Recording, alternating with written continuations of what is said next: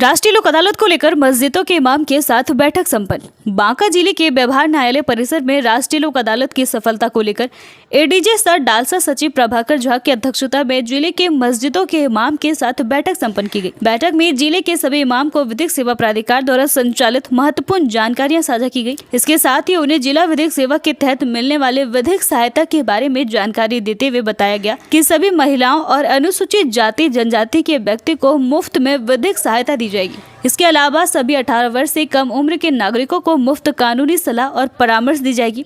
मालूम हो कि बिहार राज्य भर में पहली बार किसी जिला विधिक सेवा प्राधिकार द्वारा मस्जिदों के इमाम की बैठक बुलाई गई थी, ताकि जुम्मा के रोज होने वाले इबादत के बाद तकरीर के माध्यम से मुस्लिम समुदाय के लोगों को राष्ट्रीय लोक अदालत के बारे में जागरूक करते हुए बताएं कि किसी भी सुलहनीय वादों का निपटारा दोनों पक्षों की सहमति से आगामी 13 मई को लगने वाले लोक अदालत में निष्पादन करा सकते हैं। उन्होंने बताया कि किसी भी विभाग जैसे बिजली, खनन, वन सहित अन्य वादों के भी मामलों में जुर्माने की राशि वसूली के बाद समझौते के तहत निष्पादन निःशुल्क हो सकता है। इससे कोर्ट के लंबित वादों का भी निपटारा होगा तथा आमजनों को भी राहत मिलेगी, क्योंकि लोक अदालत में दोनों ही पक्षों की जीत होती है। इसमें सुनाए गए फैसले की अपील किसी भी न्यायालय में नहीं किया जा सकता है। इस दौरान बैठक में एडीजे अनवर समीम, कटोरिया कठौन के मोहम्मद सराफत हुसैन, बांका जामा मस्जिद के इमाम हाजी मौलाना मोहम्मद मोनिरुद्दीन, सुया मस्जिद के हजरत मौलाना आबिद हुसैन, बलियामहरा के मोहम्मद इसहाक आलम, ललमटिया के मोहम्मद दिलसाद रजा समेत कई अन्य मस्जिदों के इमाम उपस्थित थे। अभी भी कोई सहायता मोटी समझ गया ना। औरतों को नहीं लगना है पैसा, है बच्चों को नहीं लगना है, बच्चों को भी नहीं लगना, 18 साल तक कम एससी को भी नहीं लगना।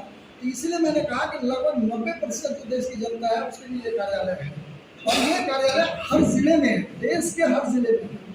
हाँ, ये नहीं कि सिर्फ यही है। बगल में अगर गोटा झारखंड है तो वहाँ देवघर सब जगह है, भागलपुर में, मुंगेर में, हर जगह हमारी स्तर का अधिकारी बैठा हुआ है।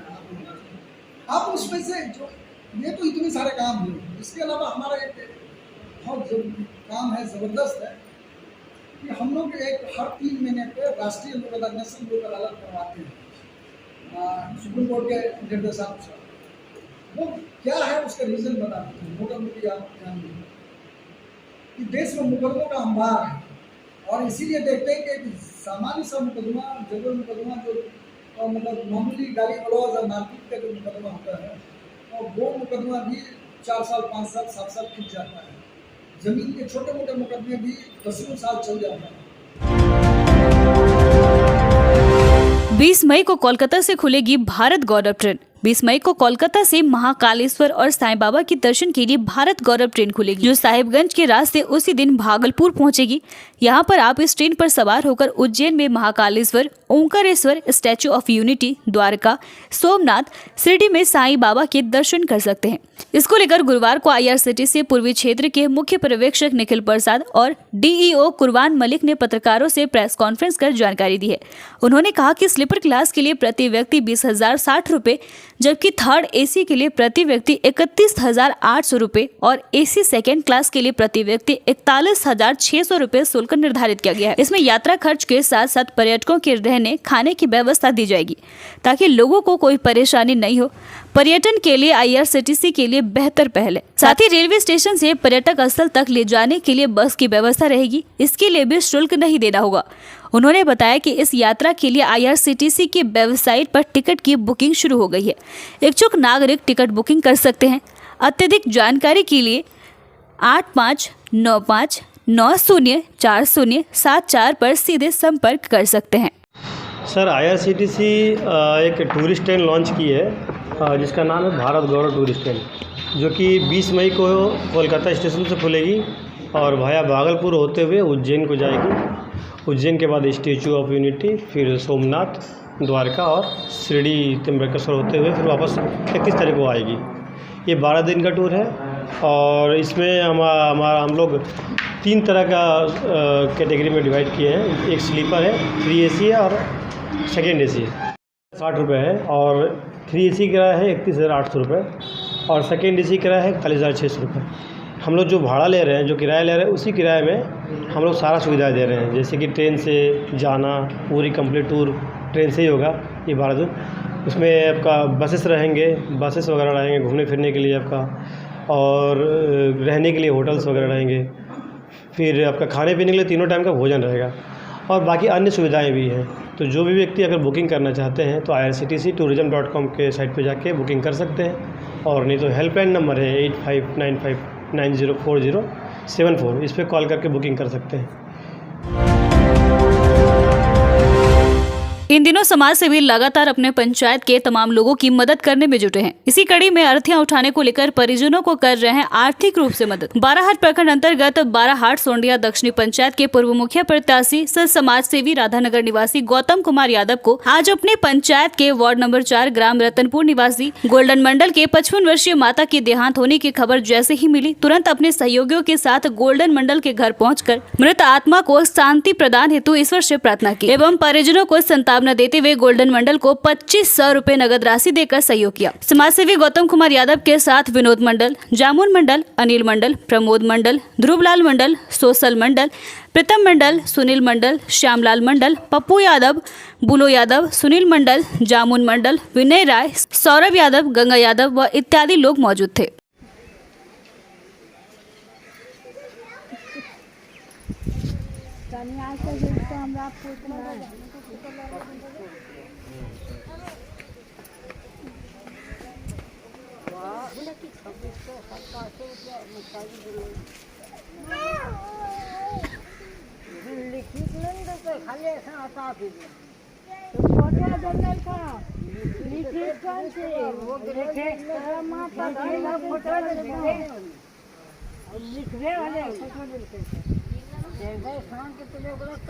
लिख के दीजिए।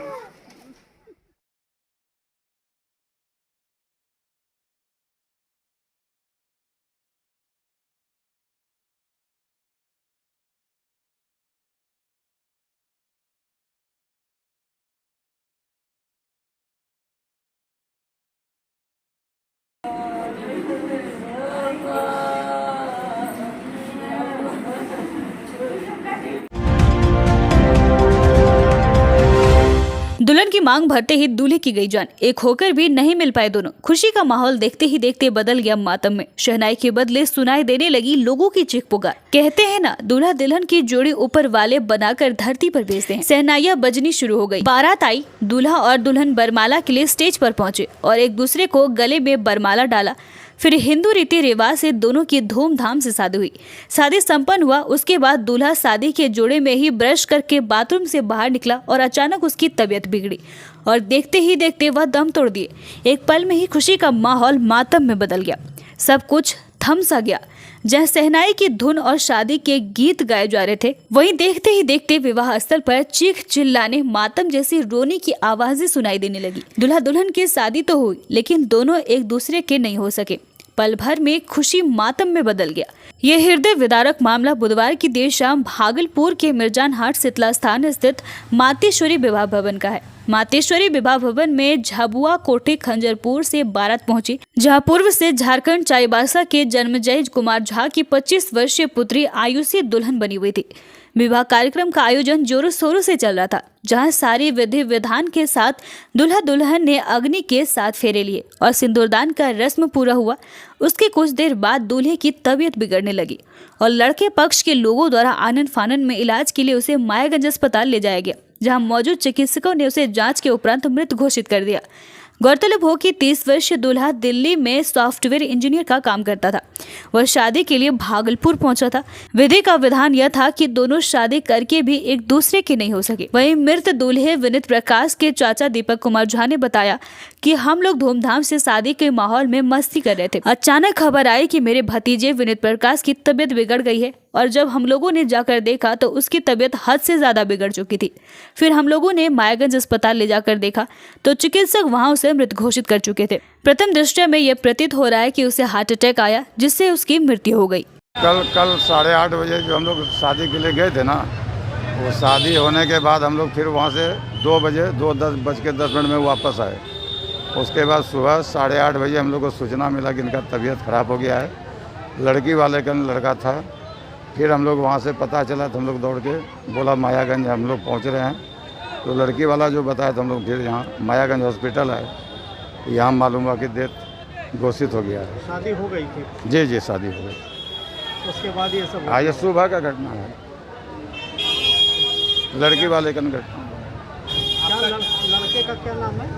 विनीत प्रकाश। और कहाँ शादी हो रही थी? ये मातेश्वरी विवाह भवन में। नाश्ता करने के दौरान या उसके नहीं, ब्रश जानते हैं, ब्रश कर रहा था, उसके बाद हुआ है। जो हम लोग को पता है वो ये घटना हुई है? शायद 8 या 8:30 का समय होता है। हम लोग को खबर मिला तब हम लोग दौड़ के आए। आपका क्या परिचय हुआ? हम लोग का भतीजा लगेगा।